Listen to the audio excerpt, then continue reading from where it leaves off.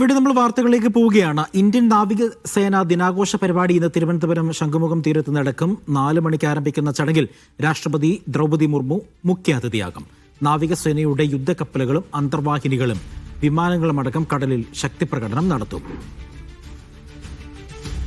RB Sanoop ഉണ്ട് വിവരങ്ങൾ നൽകാനായി. സനൂപ്, വിശദാംശം.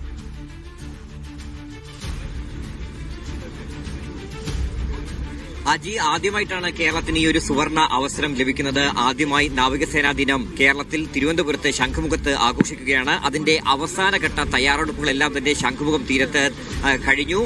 അല്പസമയം, അതായത് 4:30 മുഖ്യ അതിഥിയായ രാഷ്ട്രപതി ദ്രൗപദി മുർമു ശംഖുമുഖത്ത് വിമാനമിറങ്ങും. ശംഖുമുഖത്ത് വിമാനം ഇറങ്ങിയ ശേഷം പരിപാടി കാണുന്നതിന് വേണ്ടി ഒരു 50,000-ഓളം പേരെയാണ് നാവികസേന തന്നെ ഈ ശംഖുമുഖം തീരത്ത് ഇപ്പോൾ പ്രതീക്ഷിക്കുന്നത്. നല്ല വെയിലാണ്, പക്ഷേ ആ വെയിലിനെയൊക്കെ തന്നെ അതിജീവിച്ചുകൊണ്ട് പൊതുജനങ്ങളൊക്കെ തന്നെ എത്തുമെന്ന് കരുതുന്നുണ്ട്. കാരണം അവർക്ക് വേദികൾ തയ്യാറാക്കിയിട്ടുണ്ട്. ഇത്